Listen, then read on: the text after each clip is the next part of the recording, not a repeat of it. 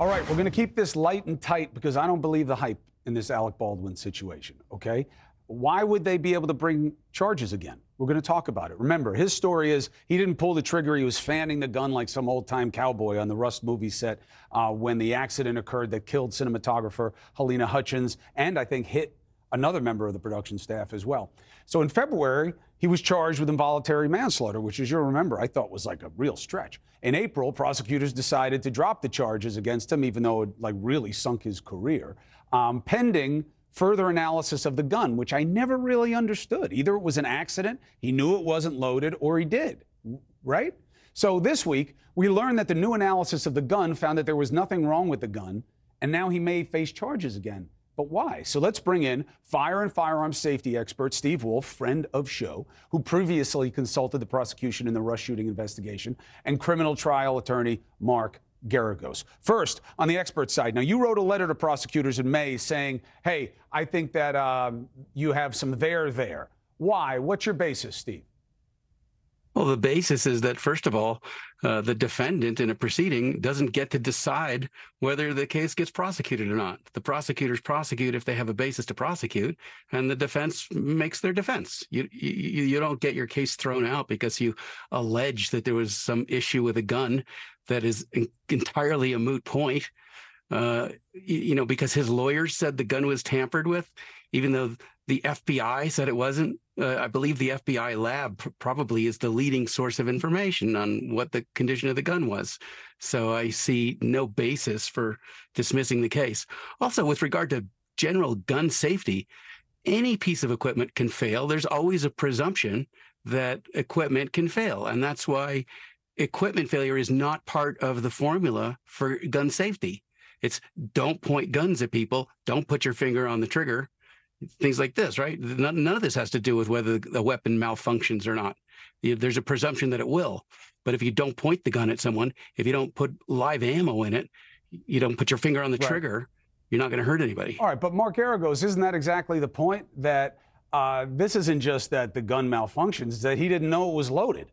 And without the responsibility for loading the gun, how could you hold him responsible for intending to shoot and kill somebody with it?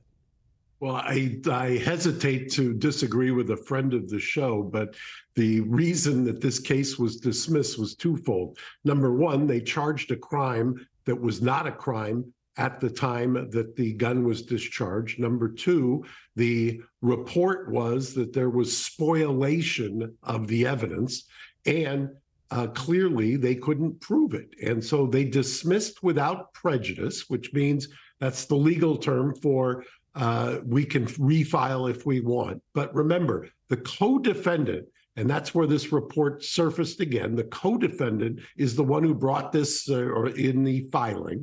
They're set for trial at the end of this year. The prosecution, I would bet some money, is not going to refile this case, because if they were going to, they would have already done so facing a December trial date. They're not going to try this case over and over again. It's a difficult case to begin with, and they're not going to try it over and over again. I don't think that there's any chance or any reasonable chance that Alec Baldwin gets charged again. Steve, it's my understanding only one of the charges was based on a law that was brought into place after, and that was the 5-year penalty.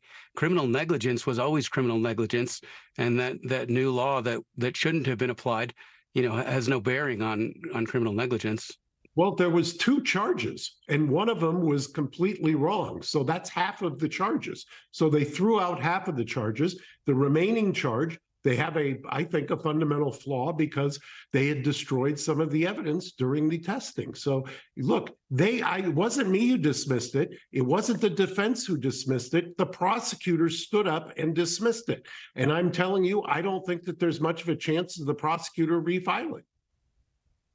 Well, the FBI had already concluded in their tests that the gun could not be made to fire without pressing the trigger.